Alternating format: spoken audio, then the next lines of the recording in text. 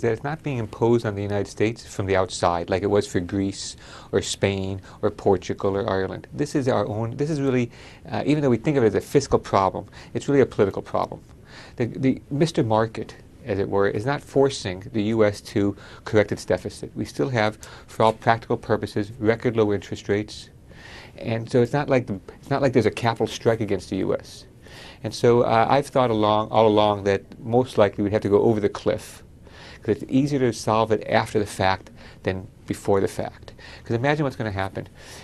People who don't want to raise taxes are not going to raise taxes. The system's going to raise taxes, and they're going to be able to come along and rescue us and cut our taxes after we go over the cliff to bring us back. So I think that most people expect some fiscal tightening next year, but not the full kit and caboodle of the fiscal cliff. Well, that kind of gets into what you think will happen. So it's sounding like you think we're going to go off for a short period of time, and then they'll have some compromise, something that some of the critics would say is going to kick the can down the road. There's not going to be enough spending cuts for some people, not enough revenue increases for other people. And so we're still going to be stuck with a debt-to-GDP ratio that's relatively high, above 90%.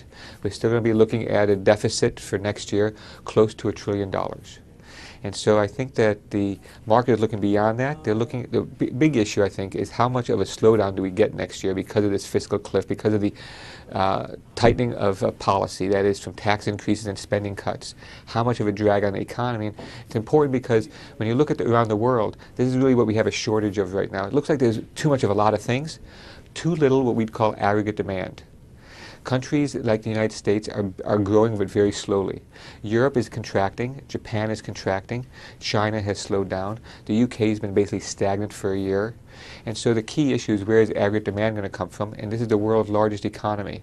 And if we don't provide the aggregate demand, it doesn't look like it's going to be coming from anyplace else.